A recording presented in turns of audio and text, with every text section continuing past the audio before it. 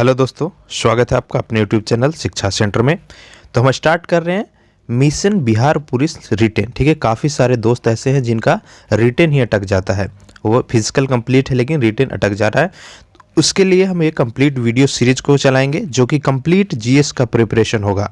और यकीन मानिए, अगर अच्छे से आप हमारे सारे लेक्चर्स को देखेंगे तो रिटेन आप श्योर और शॉर्ट क्लियर कर पाएंगे। और याद रखना है आपको एक ही लाइन, जान लगा दो या जाने दो। ठीक है, जान लगा दो या जाने दो मतलब अच्छे से पढ़ो या फिर उम्मीद नहीं रखो कि हमारा रिटेन होगा पहले से ही। ठीक है, तो चलिए हम स्टार्ट करेंगे। ये हमारा क्लास 1 होगा जिसमें हम राष्ट्रीय प्रतीक, ठीक है, राष्ट्रीय प्रतीक से जुड़े हुए एक एक तथ्यों को देखेंगे। ठीक है, अगर इसका पीडीएफ आपको फ्री में चाहिए होगा तो हमें कमेंट में बताइएगा या फिर हमारा टेलीग्राम चैनल है शिक्षा सेंटर, उससे ज्वाइन कर लीजिएगा। तो सबसे पहला हमारा राष्ट्रीय प्रतीक में आता है राष्ट्रपिता। कौन है? महात्मा गांधी। तो इनसे जुड़े हुए सभी प्रश्नों को देखेंगे जो कि परीक्षा में पूछे जाते हैं। तो इनका जन्म 2 अक्टूबर 1869 ईस्वी को गुजरात के पोरबंदर नामक स्थान पे हुआ था। यहाँ से प्रश्न देखिए कैसे बनते हैं। कभी नहीं पूछेगा कि महात्मा गांधी का जन्म कब हुआ था, यहाँ से पूछेगा कि अहिंसा दिवस कब मनाया जाता है। तो यह 2 अक्टूबर को मनाया जाता है अहिंसा दिवस। ठीक है,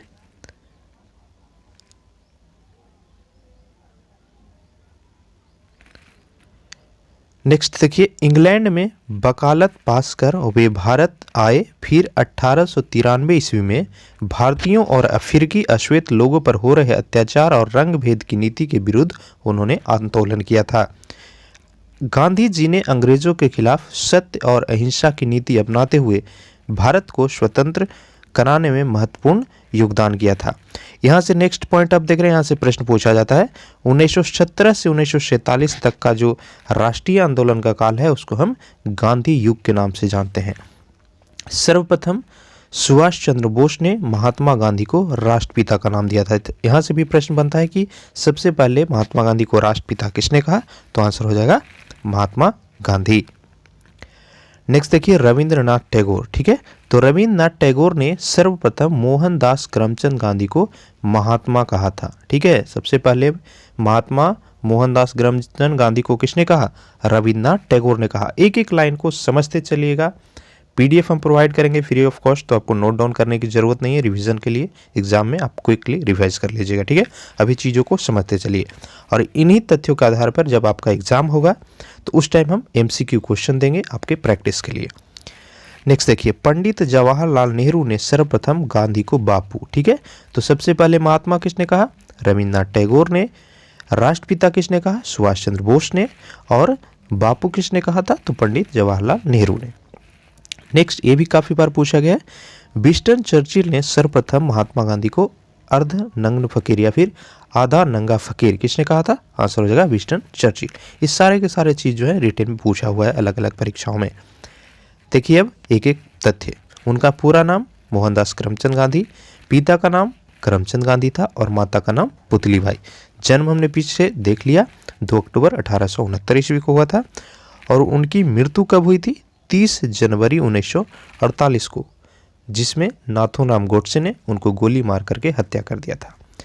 यहाँ से देखिए, ये लाइन पूछा जाता है कि किसने कहा था कि महात्मा गांधी जी की मृत्यु से मेरे जीवन का प्रकाश चला गया? तो ये लाइन पंडित जवाहरलाल नेहरू ने कहा था।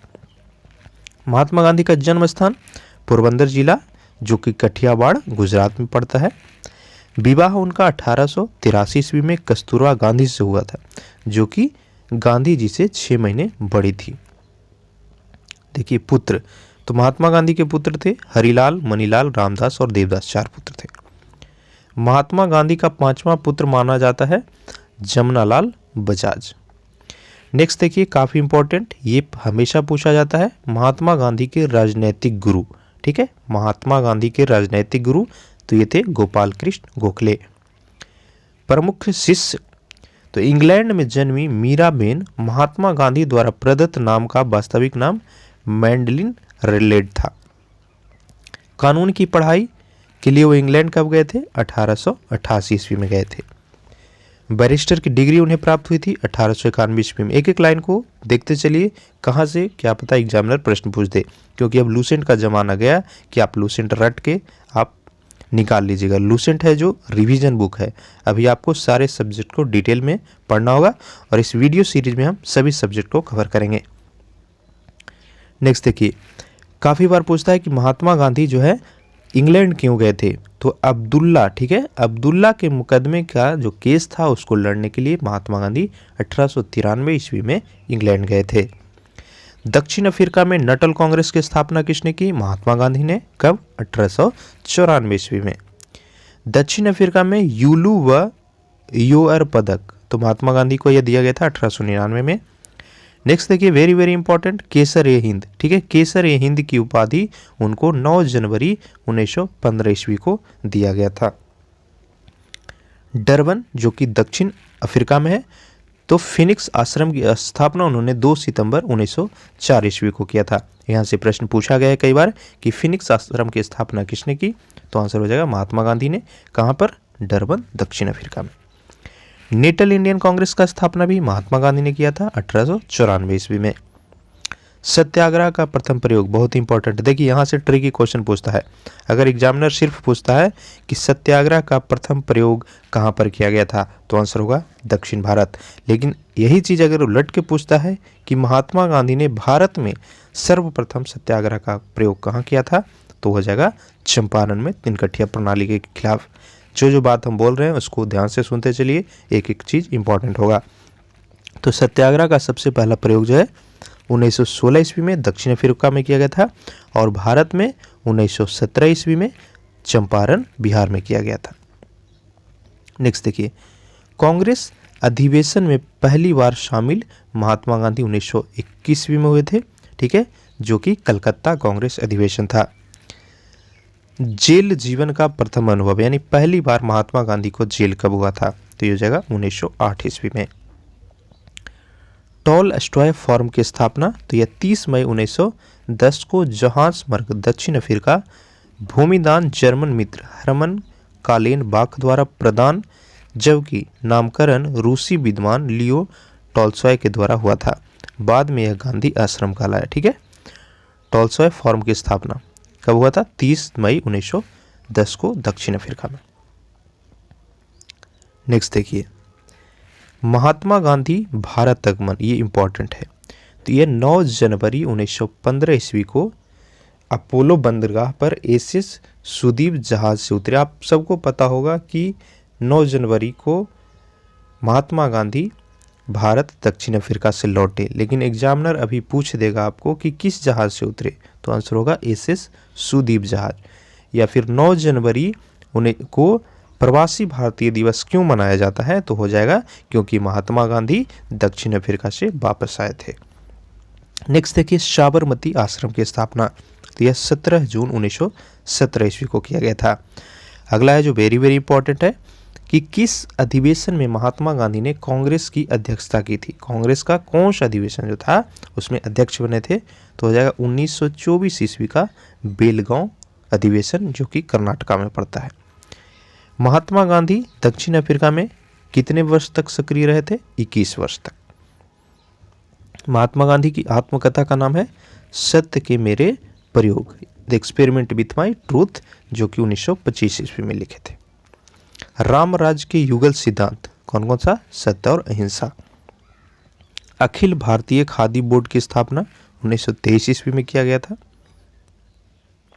अखिल भारतीय चरखा संघ की स्थापना यह 23 सितंबर 1925 को हुआ। तो एक एक तथ्य को हम देखते चलेंगे, देखते हैं एग्जामिनर जो है कहाँ से प्रश्न को पूछता है। चलिए अब हम लिखेंगे महत्वपूर्ण बुक, बहुत ही इंपॉर्टेंट है ये, हमेशा पूछता है कि महात्मा गांधी के द्वारा इंपॉर्टेंट बुक कौन कौन सा लिखा हुआ है। तो देखिए, India of my dream, Indian franchise, Ashanti Yoga, Gita Mata, the story of my experiment with truth, Satya Mahavrat, Hind Swaraj, Indian home rule, Gandhi ji का वास्तविक दर्शन व पश्चिम संस्कृति का विरोध, ये सभी जो बुक है वह महात्मा गांधी के द्वारा लिखा गया है। इसका स्क्रीनशॉट आप ले सकते हैं टेम्परेरी रिवीजन के लिए। प्रमुख समाचार पत्र ये भी पूछता है, तो उनके द्वारा लिखे गए समाचार पत्र है इंडियन ओपिनियन, जो कि 1903 ईस्वी में आया था दक्षिण अफ्रीका में। द ग्रीन पैम्पलेट, यह 14 अगस्त 1896 को राजकोट से प्रकाशित हुआ और यंग इंडिया 1919 ईस्वी में, तथा हरिजन 1932। तो जनरली पूछता है आपको इंडियन ओपिनियन, यंग इंडिया और हरिजन, ये तीनों को जरूर याद रखिएगा। नेक्स्ट है गांधी जी दार्शनिक अराजकता के समर्थक थे। गांधी जी का आर्थिक सिद्धांत किस पर आधारित है? न्यायशीलता पर, यानी ट्रस्टीशिप थ्योरी। नेक्स्ट देखिए, गांधी जी की पहली पुस्तक क्या थी? तो लंदन गाइड था, 1888 ईस्वी में आया। गांधी जी को किस पुस्तक ने प्रभावित किया था? इंपॉर्टेंट है ये, तो आंसर होगा अनटू दिस लास्ट। ठीक है, अनटू दिस लास्ट, जो कि जॉन रस्किन की बुक थी। अब हम देखेंगे महात्मा गांधी की प्रमुख उपाधियां। ठीक है, देखिए, उन्हें राष्ट्रपिता हमने पीछे देखा था, सुभाष चंद्र बोस ने कहा। ठीक है, जो कि 6 जुलाई 1944 को, थोड़ा ध्यान से पढ़िएगा, 6 जुलाई 1944 को बोस ने रंगून रेडियो के एक प्रसारण में भावात्मक अपील में कहा, राष्ट्रपिता, हम भारत के इस पवित्र मुक्ति युद्ध में आपका आशीर्वाद और शुभकामना चाहते हैं। बापू, तो यह कहा गया था CF एंड्यूज व जवाहरलाल नेहरू के द्वारा। ठीक है, मलंग बाबा, इंपॉर्टेंट है, मलंग बाबा कवालियों के द्वारा कहा गया था, जो कि सविनय अवज्ञा आंदोलन के समय कहे थे। वन मैन बाउंड्री फोर्स, तो यह लॉर्ड माउंटबेटन ने कहा था।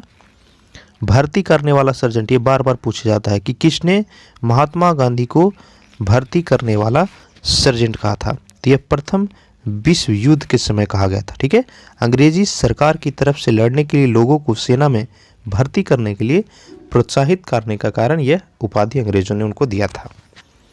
अर्धनंगा फकीर, पीछे हमने देखा था, विंस्टन चर्चिल ने उनको कहा। यह द्वितीय गोलमेज सम्मेलन के दौरान कहा था।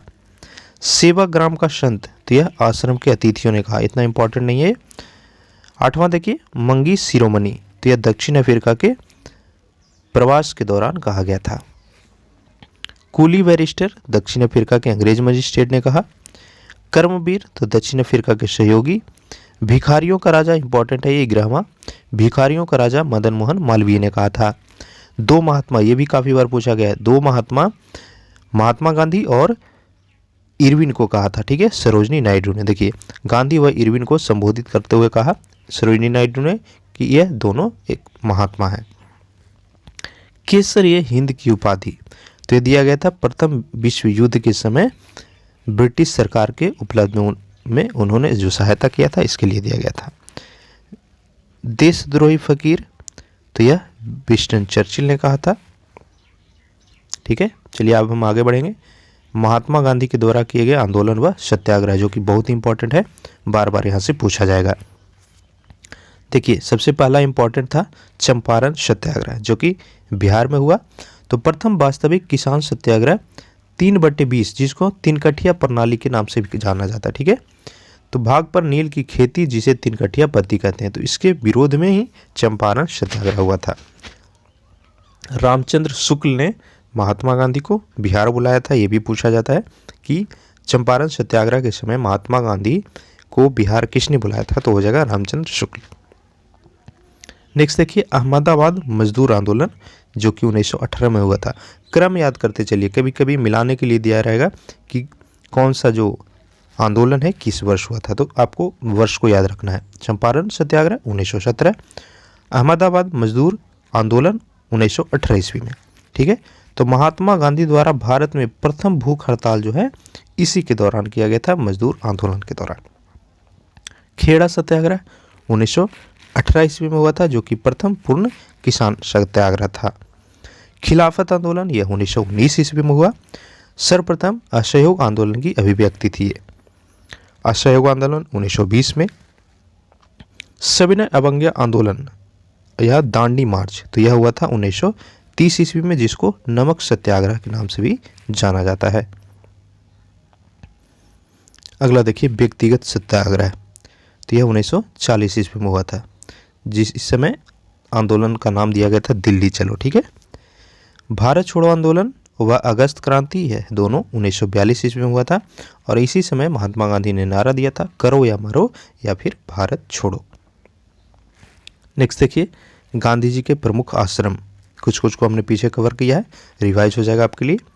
तो फिनिक्स फॉर्म तो डरबन दक्षिण अफ्रीका में 2 दिसंबर 1914 ईस्वी को स्थापित किया गया। टॉलस्टॉम फॉर्म तो यह जोहान्सबर्ग दक्षिण अफ्रीका में था, 30 मई 1910 को स्थापित हुआ था। सत्याग्रह आश्रम या कोरचब अहमदाबाद में है, जो कि 25 मई 1915 को स्थापित हुआ। साबरमती आश्रम तो यह साबरमती आश्रम जो है अहमदाबाद में है, साबरमती नदी के किनारे, और इसकी स्थापना 17 जून 1917 को हुई थी। अनासक्ति या फिर गांधी आश्रम तो यह कसौनी उत्तराखंड में 1929 ईस्वी में बना था। सेवाग्राम वर्धा महाराष्ट्र में पड़ता है, जो कि 30 अप्रैल 1936 को बना था। अब देखिए महात्मा गांधी से संबंध स्थल, गुजरात का पोरबंदर तो यह गांधी जी का जन्म स्थल है। इसमें वर्तमान में कीर्ति मंदिर कहा जाता है। ठीक है, ये पूछ सकता है कि महात्मा गांधी के जन्म स्थल को वर्तमान समय में किस नाम से जाना जाता है, तो आंसर हो जाएगा कीर्ति मंदिर। मुंबई का मणि भवन तो इस भवन में अंग्रेजी साप्ताहिक यंग इंडिया और गुजराती साप्ताहिक नव जीवन का प्रकाशन शुरू किया गया था। बिहार का चंपारण, भारत पर हम बताएं बहुत ही इंपॉर्टेंट है। तो भारत में प्रथम सत्याग्रह हम बता चुके हैं, यहाँ से प्रारंभ हुआ था। गुजरात का दांडी शहर इंपॉर्टेंट है, ये देखिए 12 मार्च 1930 को नमक सत्याग्रह शुरू हुआ था, जिसे दांडी मार्च के नाम से जाना जाता है। तो पूछ देगा एग्जामिनर कि दांडी मार्च कब शुरू हुआ, तो हो जाएगा आंसर 12 मार्च 1930 ईस्वी को। गुजरात का साबरमती आश्रम तो यहाँ पर गांधी जी 1917 से 1930 तक रहे थे। गांधी जी ने प्रतिज्ञा की कि जब तक भारत आज़ाद नहीं होगा वह इस आश्रम में नहीं लौटे थे, एक बार जब 1930 में वह निकले थे। महाराष्ट्र का सेवाग्राम महाराष्ट्र के वर्धा जिले में है, जहाँ पर प्राथमिक शिक्षा नीति बनाई, जिसे वर्धा योजना कहा जाता है। पुणे का आगा खां पैलेस बहुत ही इंपॉर्टेंट है ये, तो यहाँ पर 1942 से 1944 तक रहे थे। कस्तूरबा गांधी व महात्मा गांधी के सचिव महादेव देसाई का निधन यहीं पे हुआ था। ठीक है, कस्तूरबा गांधी जो गांधी जी की पत्नी थी, उनका निधन, और उनके सचिव महादेव देसाई दोनों का जो निधन है आगा खां पैलेस में ही हो गया था। अगला देखिए कोलकाता का बेलाघाट तो 15 अगस्त 1947 को स्वतंत्रता के समय शांति वार्ता में व्यस्त थे। दिल्ली में गांधी स्मृति 1947 से 48 तक जीवन के अंतिम दिन यहीं पे व्यतीत किए थे महात्मा गांधी। अब हम देखेंगे नेक्स्ट हमारा जो राष्ट्रीय प्रतीक है राष्ट्रीय ध्वज यानी तिरंगा, इससे जुड़े हुए सभी तथ्यों को जो कि एग्जाम के लिए इंपॉर्टेंट है। तो देखिए हमारा जो नेशनल फ्लैग है उसको हम किस नाम से जानते हैं, तिरंगा के नाम से। भारतीय संविधान सभा ने 22 जुलाई 1947 को इसे राष्ट्रीय ध्वज तिरंगा के रूप में अपनाया। यहाँ से डायरेक्ट एग्जामिनर प्रश्न पूछता है कि संविधान सभा ने भारतीय तिरंगा को कब अपनाया था, तो आंसर होगा 22 जुलाई 1947 को। इसे 14 अगस्त 1947 को संविधान सभा के अर्धरात्रिकालीन अधिवेशन में राष्ट्र को समर्पित किया गया। इस तिरंगे झंडे में 3 आटी पट्टियां हैं। इस ध्वज की लंबाई और चौड़ाई का अनुपात पूछता है, इजी क्वेश्चन है लेकिन कभी कभी पूछ देता है एग्जाम में। तो ये हो जाएगा 3:2 यानी लंबाई 3 और चौड़ाई 2 के अनुपात में रहता है। इस ध्वज के बीच में नीले रंग का 24 तिलियों वाला यह अशोक चक्र है, जो देश को ईमानदारी और धर्म से उन्नति की ओर ले जाने की प्रेरणा देता है। यह 24 तिलियां 24 घंटे का प्रतीक है। इसे सारनाथ के अशोक स्तंभ से लिया गया। पूछ देगा कि 24 तिलियां क्यों है, तो हो जाएगा 24 घंटे का प्रतीक, जो कि कहाँ से लिया गया है, सारनाथ के अशोक स्तंभ से लिया गया है। इस ध्वज के सबसे ऊपर गहरा केसरिया रंग है, जो साहस व बलिदान का प्रतीक है। मध्य में सफेद यानी जो सत्य का और शांति का प्रतीक, तथा सबसे नीचे हरा जो विकास, उर्वरता, विश्वास और शौर्य का प्रतीक है। नेक्स्ट देखिए, सर्वप्रथम 7 अगस्त 1906 को कोलकाता के पारसी बागान चौराहे पर हरा, पीला और लाल रंगों की आटी पट्टियों वाला तिरंगे ध्वज को राष्ट्र ध्वज के रूप में फहराया गया था। सबसे पहले जो हमारा कलर था उसमें पीला भी था। 22 अगस्त 1907 को जर्मनी के शहर स्टुटगार्ट में इंटरनेशनल सोशलिस्ट कांग्रेस के सम्मेलन में मैडम कामा ने इसी ध्वज का कुछ रूप परिवर्तित फहराया। आज़ादी के बाद, यानी ये झंडा से जुड़े हुए तथ्य हैं जो आप याद कर सकते हैं। कुछ कुछ चीज़ प्रश्न में कभी कभी पूछ देगा। आज़ादी के बाद देश के बाहर विदेशी जमीन पर पहली बार ऑस्ट्रेलिया में आधिकारिक रूप से तिरंगे झंडे को फहराया गया। ठीक है, इंपॉर्टेंट है। सबसे पहले आज़ादी के बाद तिरंगा झंडा कहाँ पे ऑफिशियली फहराया गया था? ऑस्ट्रेलिया आंसर होगा। 29 मई 1953 को पहली बार तिरंगा माउंट एवरेस्ट पर तेनसिंह नार्गे एवं सर एडमंड हिलेरी के द्वारा फहराया गया था। अगला देखिए, 1971 में अमेरिका के अपोलो 15 नामक अंतरिक्ष द्वारा भारत का राष्ट्रीय झंडा सबसे पहले अंतरिक्ष में फहराया गया। 9 जनवरी 1987 को कर्नल जेके बजाज ने दक्षिण ध्रुव पर तिरंगे को पहली बार फहराया था। अगला पॉइंट है, 21 अप्रैल 1996 को उत्तरी ध्रुव पर स्क्वाड्रन लीडर संजय थापर ने तिरंगों को पहली बार फहराया। अगला है, जम्मू कश्मीर एकमात्र ऐसा राज्य है जिसके झंडे को राष्ट्रीय ध्वज के साथ फहराया जाता है। देखिए, लेकिन अब वहाँ पे 370 जो धारा हटाने के बाद ये चीज़ इनवैलिड हो गया है। अगला देखिए, 5 अप्रैल 1984 को भारत के प्रथम अंतरिक्ष यात्री स्क्वाड्रन लीडर राकेश शर्मा तिरंगे को स्पेस सूट पर बैज के रूप में लगाकर अंतरिक्ष पहुंचे थे। 15 नवंबर 2008 को भारत ने चांद पर भी अपना ध्वज फहराया था। इस प्रकार चांद पर ध्वज फहराने वाला भारत विश्व का चौथा देश बना। इसके पूर्व कौन कौन था? अमेरिका, रूस और यूरोपीय अंतरिक्ष एजेंसी। अगला देखिए, 26 जनवरी 2002 को ध्वज संहिता भारत का स्थान भारतीय ध्वज संहिता 2002 ने लिया। इस व्यवस्था के अनुसार अब हर आम आदमी अपनी निजी संस्थान, देखिए 2002 के पहले कोई भी व्यक्ति जो है हमेशा झंडा नहीं फहरा सकता था, सिर्फ 15 अगस्त और 26 जनवरी को ही फहरा सकता था। लेकिन बाद में इसको संशोधन करके यह किया गया कि सम्मान के साथ कोई भी व्यक्ति कहीं भी कभी भी तिरंगे को फहरा सकता है। अगला हमारा है राष्ट्रीय प्रतीक, राष्ट्रीय गान यानी नेशनल एंथम, जो कि जन गण मन है। यह आप पढ़ लीजिएगा, आपको याद होगा, उम्मीद करते हैं। जन गण मन, इससे जुड़े हुए तथ्य को देखिए। तो राष्ट्रीय गान जन गण मन की रचना किसने की? रविन्द्रनाथ टैगोर ने, जो कि मूल रूप से बांग्ला भाषा में था। इसी राष्ट्रगान को भारतीय संविधान सभा ने 24 जनवरी 1950 को अंगीकृत किया। इंपॉर्टेंट है, हमारा जो राष्ट्रीय गान है संविधान सभा के द्वारा कब अंगीकृत किया गया था? तो आंसर हो जाएगा 24 जनवरी 1950 को। इस गान को सर्वप्रथम 27 दिसंबर 1911 को भारतीय राष्ट्रीय कांग्रेस के कलकत्ता अधिवेशन में गाया गया था। यह गान सबसे पहले 1912 ईस्वी में तत्वबोधिनी नामक पत्रिका में भारत भाग्य विधाता नामक शीर्षक से प्रकाशित हुआ था। तो ये चीज़ें जो है प्रश्न में पूछा जाता है। अगला देखिए, राष्ट्रगान में 13 पंक्तियां हैं जिसके गायन में 52 सेकंड का समय लगता है। रविन्द्रनाथ टैगोर ने राष्ट्रीय गान का अंग्रेजी अनुवाद 1919 में मॉर्निंग सॉन्ग ऑफ इंडिया शीर्षक से किया था। एक एक चीज़ को ध्यान से देखते चलिए। आपका श्योर शॉर्ट जो हमारा कंप्लीट वीडियो सीरीज होगा देखने के बाद रिटर्न निकलेगा, ठीक है। तो हर एक क्लास को अच्छे से आप पढ़िएगा। अगला पॉइंट है, रविन्द्रनाथ टैगोर ने हाल ही में बांग्लादेश के राष्ट्रीय गान आमार सोनार बांग्ला की रचना की है। देखिए, तो बांग्लादेश के राष्ट्रीय गान का नाम क्या है? तो यह आमार सोनार बांग्ला, जिसकी रचना भी किसने की थी? रविन्द्रनाथ टैगोर ने किया था।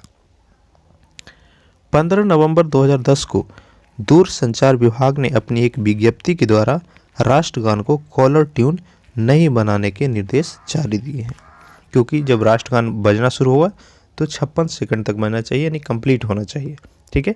लेकिन हम अगर कॉलर ट्यून लगाते हैं तो 56 सेकंड नहीं बचेगा, लोग बीच में ही उसको काट देंगे या फ़ोन रिसीव करेंगे तो रुक जाएगा, ठीक है।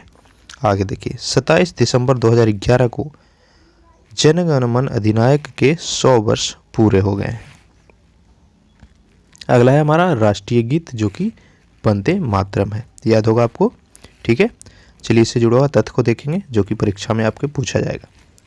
बंकिम चंद्र चटर्जी द्वारा 1874 में रचित वंदे मातरम नामक राष्ट्रीय गीत को संविधान सभा ने 24 जनवरी 1950 को अपनाया। यानी राष्ट्रीय गान और राष्ट्रीय गीत दोनों को सेम डे ही अपनाया गया था।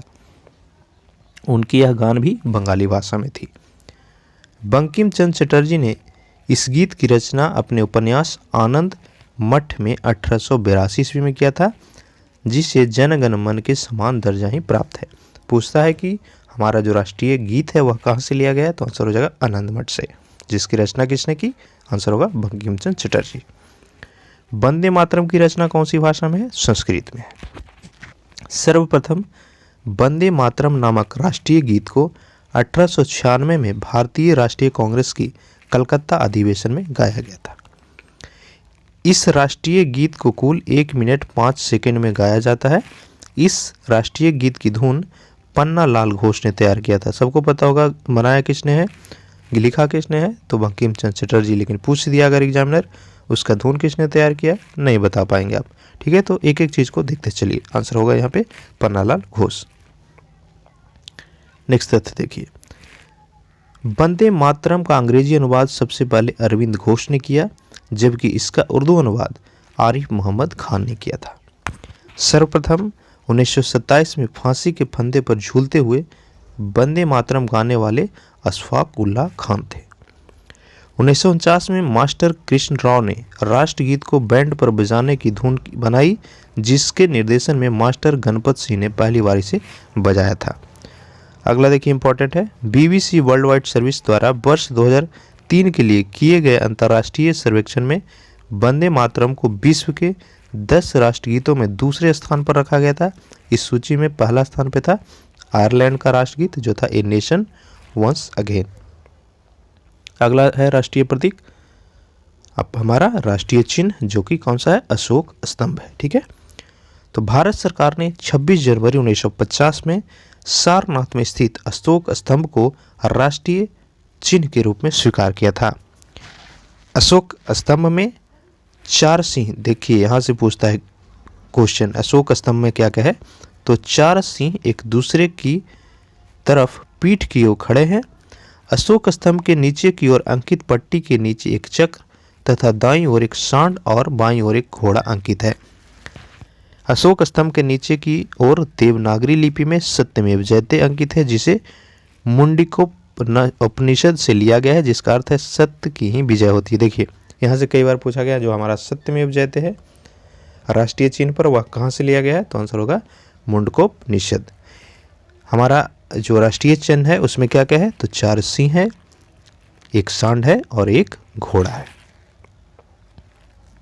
नेक्स्ट पॉइंट, राष्ट्रीय चिन्ह में दर्शाए गए पशुओं में घोड़ा अदम्य शक्ति, देखिए घोड़ा किस चीज का पहचान है, अदम्य शक्ति का, परिश्रम का और गतिशीलता का। राष्ट्रीय चिन्ह में दर्शाए गए पशुओं में सिंह साहस का है, शौर्य का और निर्भीकता का प्रतीक। सांड क्या है, तो भारत की कृषि प्रधान अर्थव्यवस्था का घोतक है, यानी सिंबल है, उसको रिप्रेजेंट करती है। हमारा राष्ट्रीय पंचांग क्या है, कैलेंडर है। देखिए कैलेंडर से भी कभी कभी 1-2 क्वेश्चन इजी जो है पूछता है इन चीज़ों से, उसको आप गलत करेंगे तो आपका सिलेक्शन नहीं होगा। ठीक है, 2018 का जो दरोगा का पीटी था उसमें पूछा था कि हिंदी मास का पहला मंथ क्या है, तो चैत होता है। तो इस तरह के प्रश्न भी 1-2 पूछ देता है जी, तो उसको आपको कम से कम सही करना है, गलत किसी भी कीमत पर नहीं करना है। ठीक है, चलिए देखेंगे कैलेंडर से जुड़ा हुआ तथ्यों को। सरकारी कामकाज के उद्देश्य से 22 मार्च 1957 में राष्ट्रीय पंचांग को अपनाया गया। ग्रिगोरियन कैलेंडर के अलावा भारतीय राष्ट्रीय पंचांग शक संवत पर आधारित है। इसका पहला महीना चैत्र यानी अंग्रेजी में ग्रिगोरियन कैलेंडर के 22 मार्च की तारीख से प्रारंभ होती है। तो हमारा पहला महीना हिंदी का कौन सा है, चैत है। अंतिम महीना फागुन, दोनों को याद रखिए। राष्ट्रीय पंचांग में क्रमशः 12 महीने यहाँ पर भी होते हैं। उम्मीद करते हैं अगर आप हिंदी मीडियम के स्टूडेंट होंगे तो श्योर पता होगा, इंग्लिश मीडियम के हैं तो एक बार देख लीजिए। चैत, बैसाख, जेठ, आषाढ़, सावन, भाद्रपद, अश्विन, कार्तिक, अग्रहण, पौष, मार्गशीर्ष और फागुन। नेक्स्ट देखिए, यहाँ से प्रश्न पूछा हुआ है शक संवत 78 ईस्वी में शुरू हुआ था। काफ़ी इंपॉर्टेंट है। शक संवत की शुरुआत 78 ईस्वी में हुआ था, जिसे कुषाण वंशीय शासक कनिष्क ने प्रारंभ किया था। अगला हमारा राष्ट्रीय पशु क्या है? बाघ, टाइगर। तो भारत का राष्ट्रीय पशु बाघ है, जो पीले रंगदार धारीदार लोम चर्म वाला एक पशु है। इसकी 8 प्रजातियों में से भारत में पाई जाने वाली प्रजातियों को रॉयल बंगाल टाइगर के नाम से जाना जाता है। बाघ का जो नाम है वह है पैंथेरा टाइग्रिस लिनियस, इसको भी याद रखिए। 1972 में भारत का राष्ट्रीय पशु बाघ को चुना गया था। इसको अपनी शालीनता, दृढ़ता, फुर्ती और अपार शक्ति के कारण राष्ट्रीय पशु कहलाने का गौरव हासिल हुआ।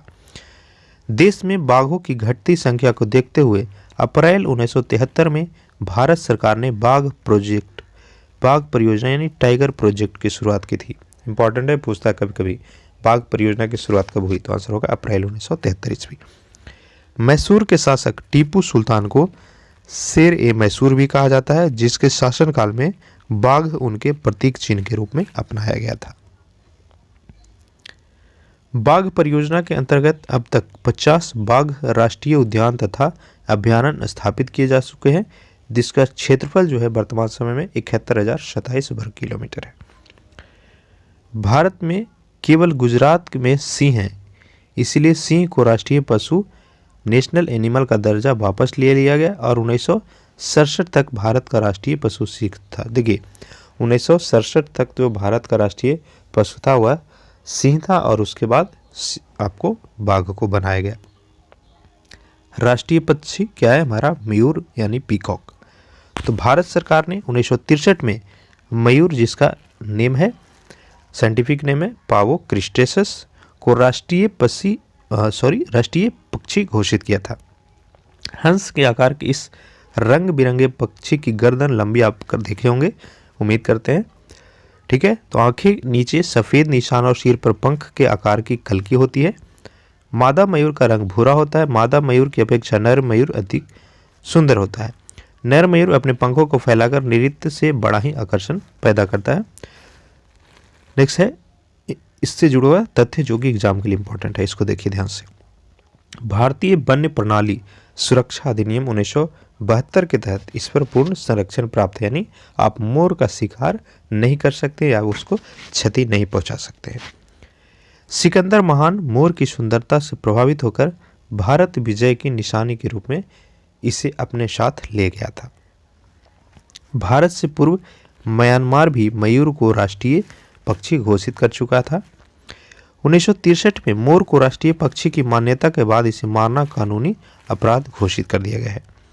भारतीय पुराणों के अनुसार मोर सुब्रह्मण्यन का वाहन है। मोर की सुंदरता से प्रभावित होकर 1331 ईस्वी पूर्व में सिकंदर महान मोर को यूरोप ले गया था।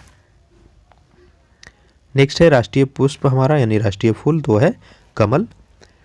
भारत का राष्ट्रीय फूल कमल, इसका प्राचीन काल में भारतीय कला और पुराणों में महत्वपूर्ण स्थान है। प्राचीन काल से ही भारतीय संस्कृति का मांगलिक प्रतीक माना जाता है, नहीं कमल शुभ माना जाता है। इसका विवरण विष्णु पुराण तथा पद्म पुराण में मिलता है। ब्रह्मा, सरस्वती, लक्ष्मी इन देवी देवताओं की स्थिति कमल में है। तीन राज्य हरियाणा, जम्मू कश्मीर व कर्नाटक का राज्य पुष्प है। कमल वियतनाम, मकाऊ व मिस्र का भी राष्ट्रीय फूल है। यानी भारत के अलावा कौन कौन देशों का राष्ट्रीय फूल है कमल? तो हो जाएगा वियतनाम, मकाऊ और मिस्र का। राष्ट्रीय वृक्ष हमारा बरगद है यानी बनियान ट्री। देखिए तो भारत का राष्ट्रीय वृक्ष बरगद, यह बहुवर्षीय विशाल घना एवं फैला हुआ वृक्ष होता है। यह हिंदुओं का पवित्र वृक्ष भी है। इसकी शाखाएं दूर दूर तक एकत्र जड़ में क्षेत्र में फैली होती है। जनवरी से मार्च तक का समय बरगद का पुष्पकाल। बरगद की जितनी गहरी जड़ें किसी और वृक्ष की नहीं होती। यह वृक्ष रात में भी ऑक्सीजन छोड़ता है, इंपॉर्टेंट है, ठीक है।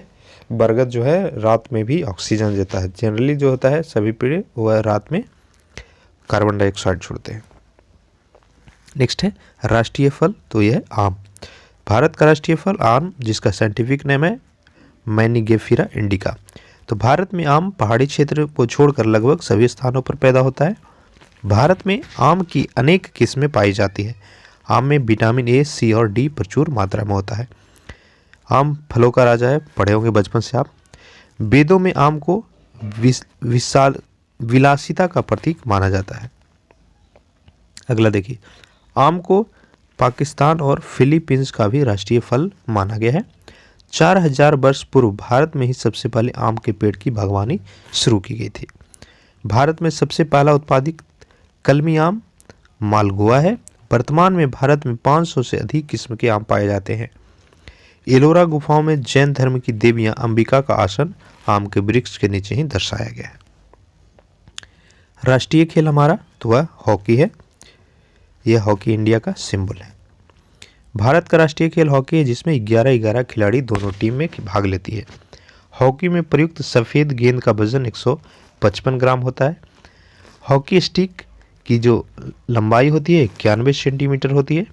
हॉकी के जादूगर के नाम से मशहूर कौन है?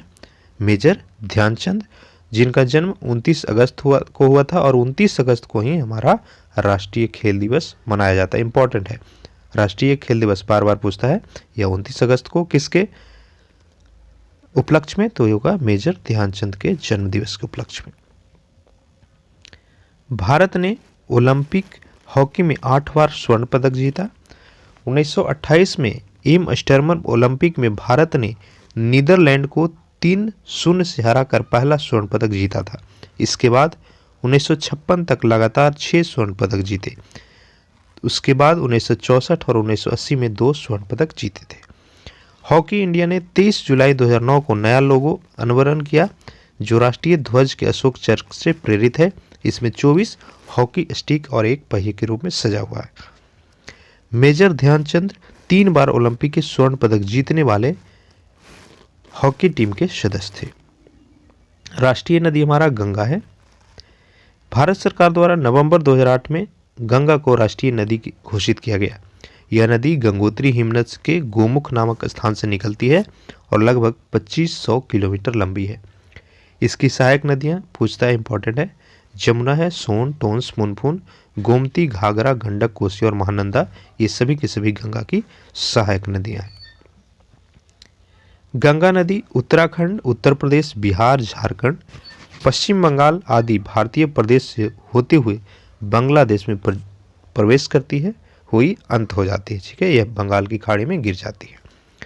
गंगा नदी के प्रदूषण से बचने के लिए 2009 में राष्ट्रीय गंगा बेसिन प्राधिकरण का गठन किया गया था। हमारा राष्ट्रीय जलीय जीव तो वह डॉल्फिन है। अगर आप चिल्का झील उड़ीसा जाएंगे तो काफ़ी मात्रा में ये चीज़ देखने को मिलेगा। बिहार के भागलपुर में डॉल्फिन का प्रजनन केंद्र बनाया गया है। ठीक है, तो 10 मई 2010 को भारत सरकार के वन एवं पर्यावरण मंत्रालय ने डॉल्फिन को राष्ट्रीय जलीय जीव नेशनल एक्वेटिक एनिमल घोषित किया। केंद्र सरकार ने गंगा में डॉल्फिन की संख्या बढ़ाने के लिए प्रोजेक्ट डॉल्फिन को भी प्रोजेक्ट टाइगर की तरह ही माना है। विश्व के ताजे पानी में केवल 4 क्षेत्र में डॉल्फिन पाई जाती है। भारत में गंगा, चंबल नदी के अलावा पाकिस्तान के सिंधु नदी में और फूला चीन में यांगत्जे नदी में, बाजी और ब्राज़ील की अमेजन नदी में बोटो नाम से डॉल्फिन की प्रजाति पाई जाती है। ये देखिए, डॉल्फिन मछली है, काफ़ी ऊंची छलांगे लगाता है ये पानी में। गंगा में पाई जाने वाली डॉल्फिन दृष्टिहीन होती है। इसकी आंखों में लेंस नहीं होते हैं। मादा डॉल्फिन की लंबाई नर डॉल्फिन से अधिक होती है। डॉल्फिन का उल्लेख महाभारत एवं बाबरनामा में भी मिलता है। इंपॉर्टेंट है, ये पॉइंट याद रखिएगा। नेक्स्ट है हमारा राष्ट्रीय मुद्रा का प्रतीक। तो यह आपका सिंबल ये है। ठीक है, रुपया का सिंबल। भारतीय रुपये का अलग पहचान चिन्ह निर्धारित करने के लिए 15 जुलाई 2010 को नया प्रतीक, यह है हिंदी का देवनागरी लिपि के आर को मिलकर के बनाया गया है। हिंदी का र और इंग्लिश का आर को मिलकर के बनाया गया। भारतीय मुद्रा विश्व की 5वीं ऐसी मुद्रा है जिसका अपना अलग पहचान चिन्ह है। इसके पूर्व अमेरिकी डॉलर, ब्रिटिश पाउंड, जापानी येन और यूरोपीय यूरो का अलग पहचान चिन्ह था। मुंबई आईआईटी के post graduate designer Uday Kumar ने, ये इंपॉर्टेंट है, उदय कुमार ने भारतीय राष्ट्रीय मुद्रा का जो सिंबल है उसका डिजाइन किया था। राष्ट्रीय मुद्रा का यह प्रतीक देवनागरी के अक्षर आर और रोमन अक्षर आर का मिला जुला रूप है। देवनागरी के अक्षर र को बीच में एक रेखा काटती हुई जो तिरंगे का प्रतिनिधित्व करती है, इसका मतलब समानता से भी है। नेक्स्ट देखिए राष्ट्रीय स्मारक, तो यह हमारा इंडिया गेट है। इंडिया गेट भारत का राष्ट्रीय स्मारक, यह देश के सबसे बड़े युद्ध स्मारकों में शामिल है। इंडिया गेट देश की राजधानी दिल्ली में स्थित है। इसे उन 90,000 सैनिकों की याद में बनाया गया है जो कि 1931 में बनकर तैयार हुआ था, जो प्रथम विश्व युद्ध और अफगान युद्ध में ब्रिटिश सेना की तरफ से लड़े थे। 10 फरवरी 1921 को ड्यूक ऑफ कन्नॉट में अखिल भारतीय युद्ध स्मारक, जो इंडिया गेट कहलाता है, की नींव रखी गई थी। यानी इंडिया गेट की जो शुरुआत हुआ था बनना, हुआ 10 फरवरी 1921 में हुआ था और 1931 में बन करके तैयार हुआ था। इंडिया गेट का डिजाइन किसने तैयार किया? इंपॉर्टेंट पॉइंट, तो यह किया गया सर एडविन लुटियंस के द्वारा। ठीक है, पहले इंडिया गेट को ऑल इंडिया वॉर मेमोरियल के नाम से जाना जाता था। 26 जनवरी 1972 में इंडिया गेट मेहराब के नीचे दिसंबर 1971 के भारत पाक युद्ध में मारे गए भारतीय जवानों के प्रति राष्ट्र की श्रद्धांजलि के रूप में एक और स्मारक अमर जवान ज्योति जोड़ दिया गया था। यह ज्योत शहीदों की याद में सदा ज्वलित रहती है, हमेशा जलते रहता है। स्वतंत्रता के बाद विभिन्न युद्धों में अपने प्राणों की आहुति देने वाले जवानों की स्मृति में राष्ट्रीय युद्ध स्मारक इंडिया गेट स्थित नई दिल्ली में स्थित है। यह स्मारक पीएम नरेंद्र मोदी द्वारा 25 जनवरी 2019 को राष्ट्र के नाम समर्पित किया गया था। नेक्स्ट है हमारा राष्ट्रीय भाषा यानी राजभाषा, तो है हिंदी। संविधान के अनुच्छेद 343(1) के अनुसार देवनागरी लिपि में लिखित हिंदी भारत की राजभाषा यानी ऑफिशियल लैंग्वेज है। संविधान में यह भी स्पष्ट किया गया है कि इसके साथ शासकीय कार्यों के लिए अंग्रेजी का भी इस्तेमाल कर सकते हैं। देखिए, भारतीय संविधान की 8वीं सूची में पहले 8 भाषाएं शामिल थी और अभी वर्तमान समय में 22 भाषाएं हैं। ये कौन कौन भाषा है आप देख रहे हैं, इसका स्क्रीनशॉट आप ले लीजिएगा। ठीक है, भारत का प्रथम राजभाषा आयोग 1955 में वीजी खैर की अध्यक्षता में गठित किया गया था। लास्ट है, देखिए, भारत का राष्ट्रीय विरासत पशु तो ये हाथी है। 22 अक्टूबर 2010 में भारत सरकार ने एशियाई हाथी को राष्ट्रीय विरासत पशु यानी नेशनल हेरिटेज एनिमल घोषित किया। सरकार ने वन क्षेत्रों में रहने वाले हाथियों का संरक्षण के लिए फरवरी 1992 में प्रोजेक्ट एलिफेंट यानी हाथी परियोजना की शुरुआत की थी। ठीक है, और कुछ तथ्य को देखिए। हाथी के साक्ष्य सर्वप्रथम सिंधु घाटी की मोरों से मिलती है। वैदिक देवता इंद्र एरावत नामक हाथी को अपने वाहन के रूप में प्रयोग करते थे। राजस्थान के प्रसिद्ध आमेर किले के पास कुंडा गांव को 20 जून 2010 में देश का पहला हाथी गांव घोषित किया गया था। इंपॉर्टेंट है, जो विश्व का तीसरा हाथी गांव है। कुछ अन्य प्रतीक को देख लीजिए। राजभाषा हिंदी, शॉर्ट में रिवीजन हो जाएगा। राष्ट्रीय लिपि हमारा देवनागरी है। राष्ट्रीय पर्व गणतंत्र दिवस, स्वतंत्रता दिवस और गांधी जयंती 3 है। राष्ट्रीय दस्तावेज हमारा श्वेत पत्र। राष्ट्रीय योजना पंचवर्षीय योजना, हालांकि इसको अभी कैंसिल करके नीति आयोग की स्थापना कर दी गई है। राष्ट्रीय मंत्र हमारा ओम है। राष्ट्रीयता भारतीय। राष्ट्रीय बाग हमारा क्या है? सत्यमेव जयते। सर्वोच्च राष्ट्रीय पुरस्कार भारत रत्न हुआ। राष्ट्रीय मिठाई जलेबी और राष्ट्रीय विदेश नीति हमारा गुट निरपेक्षता है। ठीक है, उम्मीद करेंगे ये वीडियो आपके लिए काफ़ी बेनिफिट पहुंचाएगा, अपने रिटन एग्ज़ाम को क्वालिफाई करने में काफ़ी मदद करेगी। इसका पीडीएफ चाहिए फ्री ऑफ कॉस्ट तो हमारा टेलीग्राम चैनल है शिक्षा सेंटर के नाम से, इस लोगो वाले को सर्च करके ज्वाइन कीजिएगा। वीडियो अच्छा लगा हो तो लाइक ज़रूर कीजिए, आपका लाइक हमें मोटिवेट करता है। और अगर आप चैनल पर नए तो सब्सक्राइब करके इस नोटिफिकेशन को ऑन कीजिए ताकि अगले वीडियो का नोटिफिकेशन आपको मिल जाए। एक कमेंट करके बताइएगा वीडियो कैसा लगा, अगर कुछ कमी है तो बताइए, हम सुधार करेंगे।